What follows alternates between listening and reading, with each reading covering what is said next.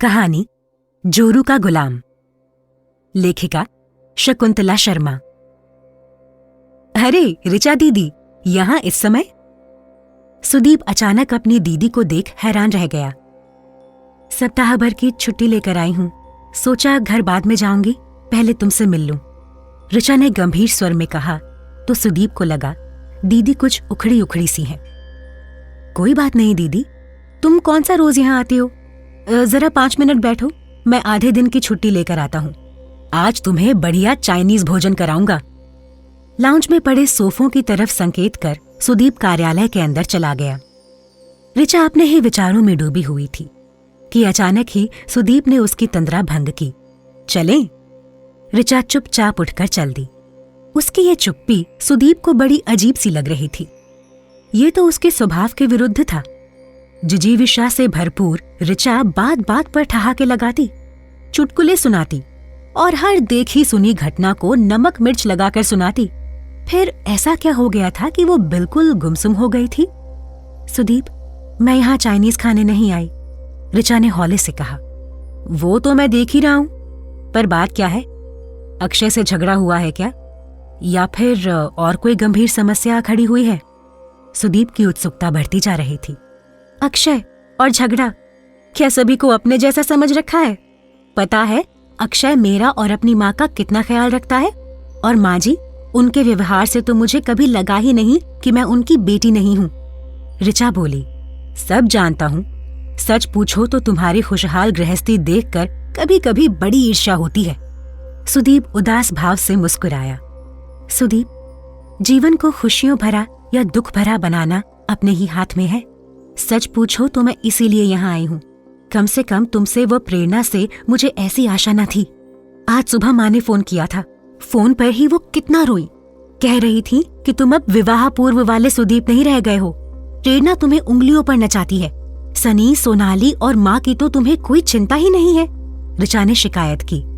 और क्या कह रही थी? सुदीप ने पूछा। क्या कहेंगी बेचारी, इस आयु में पिताजी उन्हें छोड़ गए। 3 वर्षों में ही उनका क्या हाल हो गया है। सनी और सोनाली का भार उनके कंधों पर है, और तुम उनसे अलग रहने की बात सोच रहे हो। ऋचा के स्वर में इतनी कड़वाहट थी कि सुदीप को लगा इस आरोप प्रत्यारोप लगाने वाली युवती को वो जानता तक नहीं। उसे उम्मीद थी कि घर का और कोई सदस्य उसे समझे या ना समझे, ऋचा अवश्य समझेगी, पर यहाँ तो पासा ही उल्टा पड़ रहा था। अब कहाँ खो गए? किसी बात का जवाब क्यों नहीं देते? ऋचा झुंझला गई। तुमने मुझे जवाब देने योग्य रखा ही कहाँ है? मेरे मुंह खोलने से पहले ही तुमने तो एक तरफा फैसला भी सुना डाला कि सारा दोष मेरा व प्रेरणा का ही है। सुदीप तनिक नाराजगी से बोला। ठीक है, फिर कुछ बोलते क्यों नहीं? तुम्हारा पक्ष सुनने के लिए ही मैं यहाँ आई हूँ, वरना तुमसे घर पर ही मिल सकती थी। मैं कोई सफाई नहीं देना चाहता, ना ही तुमसे बीच बचाव की आशा रखता हूँ। मैं केवल तुमसे तटस्थता की उम्मीद करता हूँ।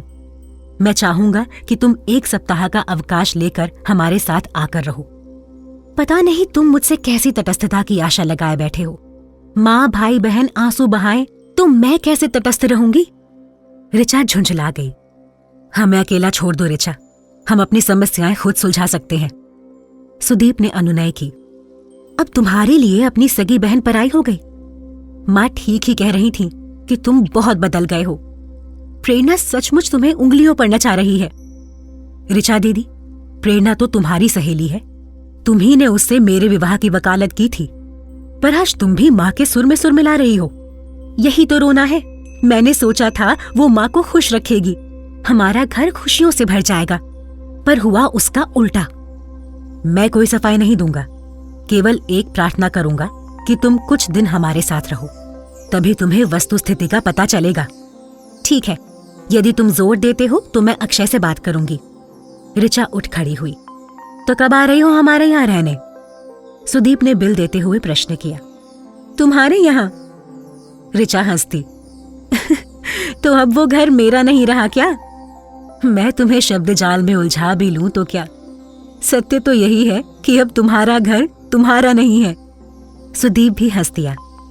लगभग सप्ताह भर बाद ऋचा को सूटकेस व बैग समेत आते देख छोटी बहन सोनाली दूर से ही चिल्लाई। अरे दीदी, क्या जीजाजी से झगड़ा हो गया? क्यों? बिना झगड़े किए मैं अपने घर रहने नहीं आ सकती क्या? ले, नीनू को पकड़। उसने गोद में उठाए हुए अपने पुत्र की ओर संकेत किया। सोनाली ने ऋचा की गोद से नीनू को लिया और बाहर की ओर भागी। रुको सोनाली, कहाँ जा रही हो? अभी आ जाएगी, अपनी सहेलियों से नीनू को मिलवाएगी। उसे छोटे बच्चों से कितना प्यार है, तू तो जानती ही है, माँ ने ऋचा को गले से लगाते हुए कहा। लेकिन माँ, अब सोनाली इतनी छोटी भी नहीं है जो इस तरह का व्यवहार करे। चल अंदर चल, इन छोटी छोटी बातों के लिए अपना खून मत जलाया कर। माना अभी सोनाली में बचपना है, एक बार विवाह हो गया तो अपने आप जिम्मेदारी समझने लगेगी। माँ हाथ पकड़कर ऋचा को अंदर लिवा ले गईं। हाँ, विवाह की बात से याद आया, सोनाली कब तक बच्ची बनी रहेगी? नौकरी क्यों नहीं ढूंढती? इस तरह विवाह में भी सहायता मिलेगी। ऋचा बोली, बहन का विवाह करना भैया भाभी का कर्तव्य होता है, उन्हें क्यों नहीं समझाती? मेरी फूल सी बच्ची नौकरी करके अपने लिए दहेज जुटाएगी। माँ बिफर उठी। मेरा ये मतलब नहीं था, पर आजकल अधिकतर लड़कियां नौकरी करने लगी हैं। ससुराल वाले भी कमाऊ वधू चाहते हैं। इनकी दूर के रिश्ते की मौसी का लड़का आशीष बैंक में काम करता है, पर उसे कमाऊ बीवी चाहिए। वैसे भी इसमें इतना नाराज होने की क्या बात है? सोनाली काम करेगी तो उसे इधर उधर घूमने का समय नहीं मिलेगा, फिर अपना भी कुछ पैसा जमा कर लेगी। तुम्हें याद है ना माँ, पिताजी ने पढ़ाई समाप्त करते ही मुझे नौकरी करने की सलाह दी थी। वे हमेशा लड़कियों के स्वावलंबी होने पर जोर देते थे। ऋचा बोली, अरे दीदी, कैसी बातें कर रही हो? जरा सी बच्ची के कंधों पर नौकरी का बोझ डालना चाहती हो? तभी सुदीप का स्वर सुनकर ऋचा चौंक कर मुड़ी। प्रेरणा व सुदीप न जाने कितनी देर से पीछे खड़े थे। सुदीप के स्वर का व्यंग्य उससे छिपा न रह सका। बड़ी देर कर दी तुम दोनों ने, ऋचा बोली। ये दोनों रोज रोज ऐसे ही आते हैं, अंधेरा होने के बाद। क्या करें, 6 साढ़े 6 तो बस से यहाँ तक पहुँचने में ही बच जाते हैं। फिर शिशुगृह से तन्मय को लेते हुए आते हैं तो और 10-15 मिनट लग जाते हैं। क्या? तन्मय को शिशुगृह में छोड़कर जाती हो? घर में माँ व सोनाली दोनों ही रहती हैं, क्या तुम्हें उन पर विश्वास नहीं है? जरा से बच्चे को परायों के भरोसे छोड़ जाती हो? प्रेरणा बिना कुछ कहे तन्मय को गोद में लेकर रसोई घर में जा घुसी। माँ, तुम इन लोगों से कुछ कहती क्यों नहीं? जरा से बच्चे को शिशुगृह में डाल रखा है। मैंने कहा है बेटी, मेरी दशा तो तुझसे छिपी नहीं है। हमेशा जोड़ों का दर्द, ऐसे में मुझसे तो तन्मय संभलता नहीं। सोनाली को तो तू जानती ही है, घर में टिकती ही कब है, कभी इस सहेली के यहाँ तो कभी उस सहेली के यहाँ। ऋचा कुछ क्षणों के लिए स्तब्ध बैठी रही। उसे लगा उसके सामने उसकी माँ नहीं, कोई और स्त्री बैठी है। उसकी माँ के हृदय में तो प्यार का अथाह समुद्र लहलहाता था। वो इतनी तंगदिल कैसे हो गई? तभी प्रेरणा चाय बना लाई। तन्मय भी अपना दूध का गिलास लेकर वहीं आ गया।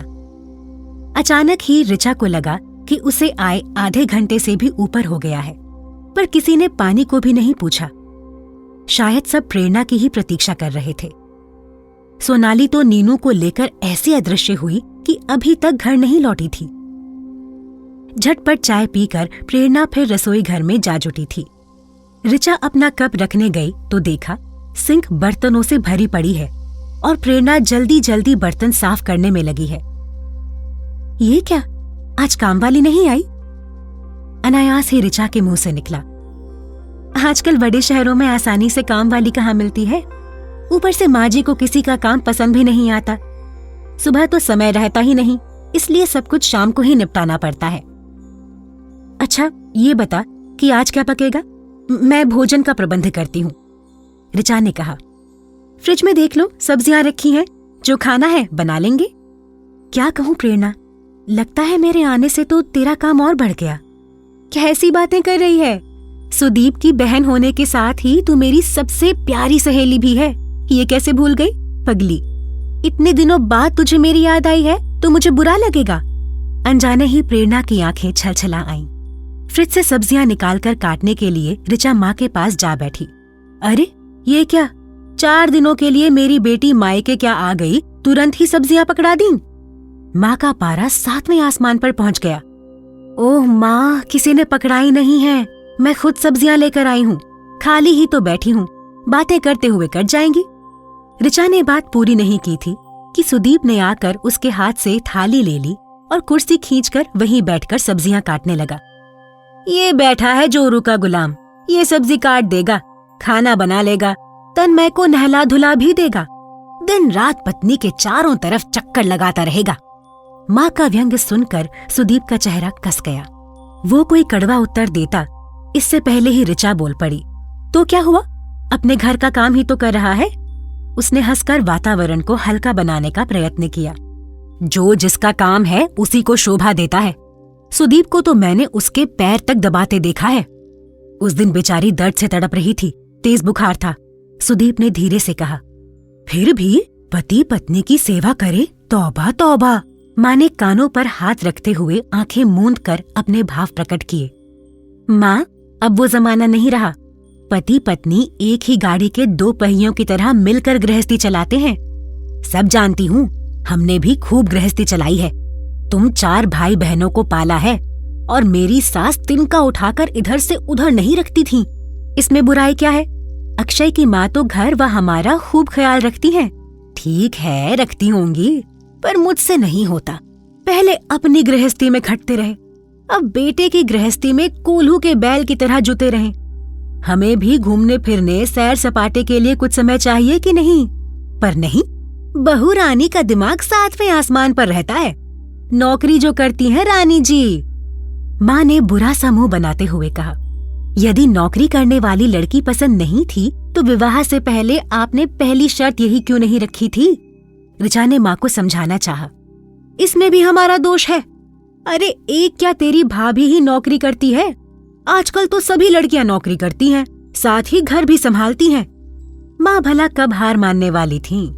ऋचा चुप रह गई। उसे लगा माँ को कुछ भी समझाना असंभव है। दूसरे दिन सुबह ही ऋचा भी तैयार हो गई तो प्रेरणा के आश्चर्य की सीमा न रही। ये क्या, आज ही जा रही हो? सोचती हूँ तुम लोगों के साथ ही निकल जाऊं, फिर कल से ऑफिस चली जाऊंगी। क्यों व्यर्थ में छुट्टियां बर्बाद करूं? सोनाली के विवाह में तो छुट्टियां लेनी ही पड़ेंगी। वो बोली, तुम कहो तो मैं भी 2 दिन की छुट्टियां ले लूं? आई हो तो रुक जाओ। नहीं, अगली बार जब 3-4 दिनों की छुट्टियां होंगी तभी आऊंगी। इस तरह तुम्हें भी छुट्टियां नहीं लेनी पड़ेंगी। बेचारी एक ही दिन के लिए आई, लेकिन मेरी बेटी काम में जुटी रही। रुक कर भी क्या करे, जब यहाँ भी स्वयं ही पकाकर खाना है तो। माँ ऋचा को इतनी जल्दी जाते देख अपना ही रोना रो रही थी। अब जो होना है सो हो। मैं आई थी सुदीप व प्रेरणा को समझाने, पर किस मुंह से समझाऊं? प्रेम व सद्भाव की ताली क्या भला एक ही हाथ से बजती है? ऋचा सोच रही थी। अच्छा दीदी। सुदीप ने बस से उतरकर उसके पैर छुए। प्रेरणा पहले ही उतर गई थी। सुदीप, मुझे नहीं लगता कि तुम्हें उपदेश देने का मुझे कोई हक है। फिर भी देखना, सनी की नौकरी व सोनाली के विवाह तक साथ निभा सको तो।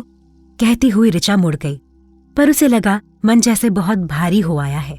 कहीं थोड़ा एकांत मिल जाए तो फूट फूट कर रो ले। अभी आपने सुनी स्वस्ति श्री शर्मा की आवाज में शकुंतला शर्मा द्वारा लिखित कहानी जोरू का गुलाम।